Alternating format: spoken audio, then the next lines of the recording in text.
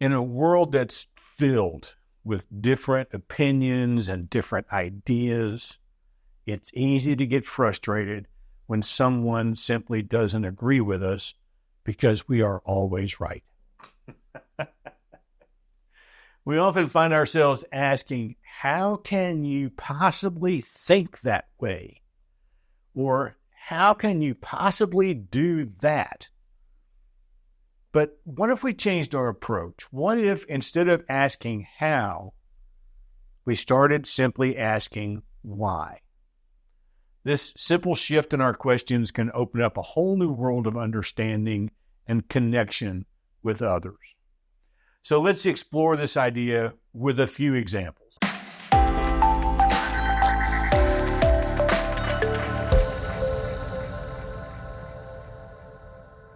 I think in today's climate, we'll just start off with the one that will cause the most division ever on this channel.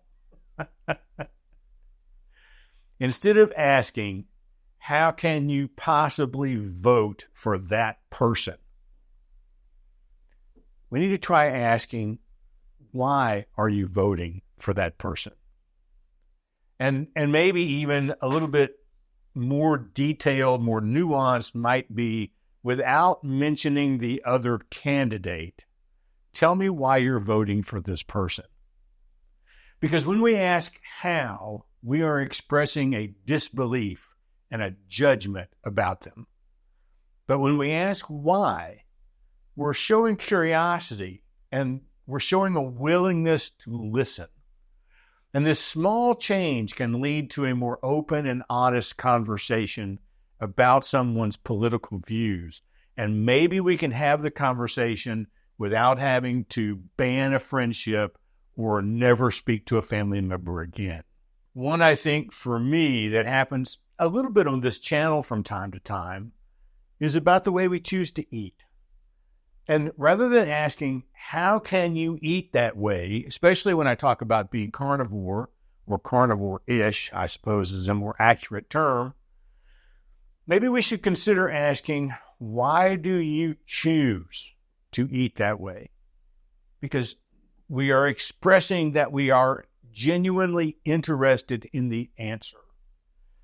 Food choices can be very personal, from being a carnivore to being a South Beach diet person, to being a vegetarian, to being a vegan. By asking why instead of how, we show respect for someone's decisions, and we open the door to learning about different diets or different cultural practices or different health concerns we might not have known about before. And instead of wondering, how can you work in that job, which is a pretty common question for people who are in education these days, try asking, why did you choose that particular career? People's career choices are often based on their passions or their skills or their life experiences. Not always. Sometimes they are born out of necessity, but more times than not. And asking why allows us to learn about the other person's dreams and their goals and the journey that led them to their current job. And rather than judging people with, how can you parent like that? Ask, why do you choose to parent that way? Parenting is a tough job, trust me. And there are many different ways to raise children.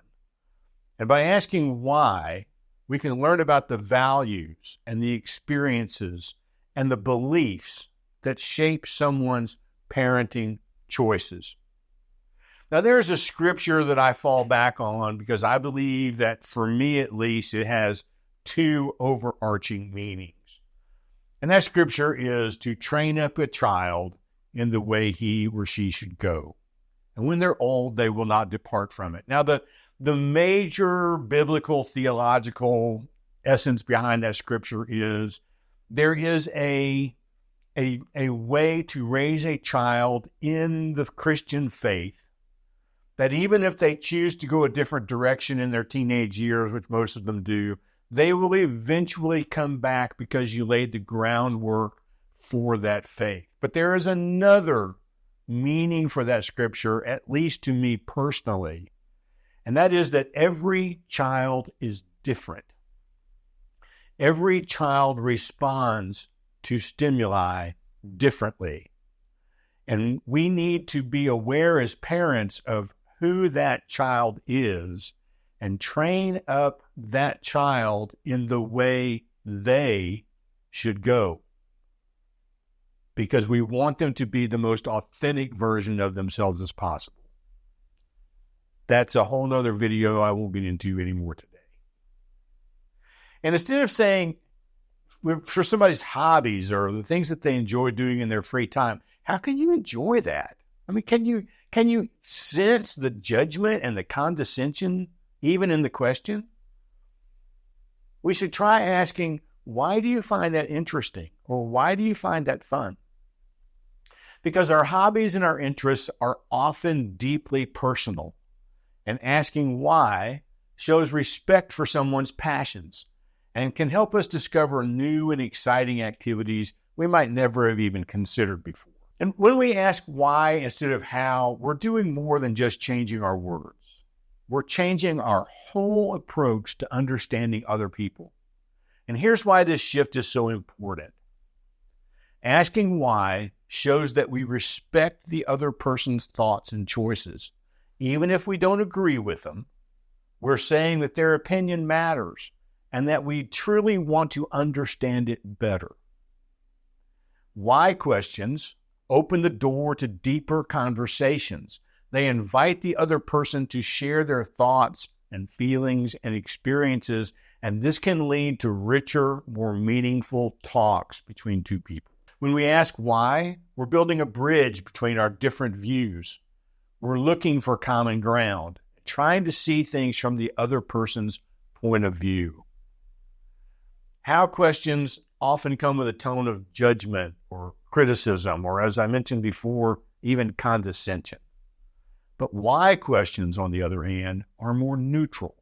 They help us step back from our own opinions and begin to really listen to other people. And by asking why, we open ourselves up to learning new things. We might discover ideas or perspectives that we never even considered before. So now that we understand the power of asking why, how can we put this into practice in our daily lives? Well, here are a few tips. When you feel the urge to ask a how question, take a moment and just pause. Take a few breaths. Think about how you can rephrase it as a why question instead, and then speak. When someone is answering your why question, really listen to what they're saying. Don't just listen for a brief pause that gives you an opportunity to jump back in with your opinion. That's not going to work. Try to understand their point of view even if you don't agree with it, because those are the best conversations we can possibly have. And don't be afraid to ask more why questions to dig deeper. For example, why do you think that? Or why is that particular thing important to you? Because we may learn something about their background or their history that we never knew before. And after listening to someone else's why, then maybe you have an opportunity to share your own. They might even ask you. And this can help create a balanced conversation where both sides feel heard and understood. And sometimes people might not have an immediate answer to your why question. They may need to really consider it for a moment and give them that time to think and reflect. Don't just count to 3 and then say, see, I knew you didn't have a why. Never, ever, ever do that. Remember that the goal of asking why is to understand. It's not to change someone's mind. And that is a novel idea, especially in the United States these days. We want to change everybody's mind. That is not a winning hand. Stay open to new ideas and perspectives. Stay open to the possibility that it might be you who's doing the changing. Now, the benefits of asking why are huge. They're huge. They're almost unimaginably huge. By showing genuine interest in others' thoughts and feelings, we can build stronger, more meaningful relationships. Not only relationships with people we work with or relationships with people that we live next to, but relationships to people that we are related to.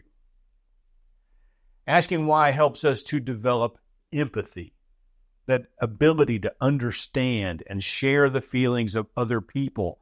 And you will be amazed at how much more comfortable they feel with you in their lives if they sense that's where you are. By learning about different perspectives, we also grow as individuals. We become more open-minded and understanding. Doesn't mean we're going to change our mind. It doesn't mean we're suddenly going to be believing something we've never believed before. But just the fact that we leave the door open for them to be truly, authentically themselves goes a really long way. And understanding the why behind problems can help us find better solutions between us. When we understand each other better, we're less likely to have misunderstandings that lead to these conflicts in the first place. So, in a world that often seems divided, the simple act of asking why instead of how can make a huge difference. It's a very small change in our words, but it can lead to gigantic changes in our relationships and our understanding of the world. By asking why, we open doors to new ideas. We build bridges between different viewpoints. We create space for meaningful conversations. We show respect for others' opinions and experiences, even when they're humongously different from our own. This doesn't mean we have to agree with everyone or change our own beliefs. Not by a long shot. Instead, it means we're simply willing to listen. We're willing to learn. We're willing to understand. It means we're open to seeing the world through someone else's eyes, even if just for a moment.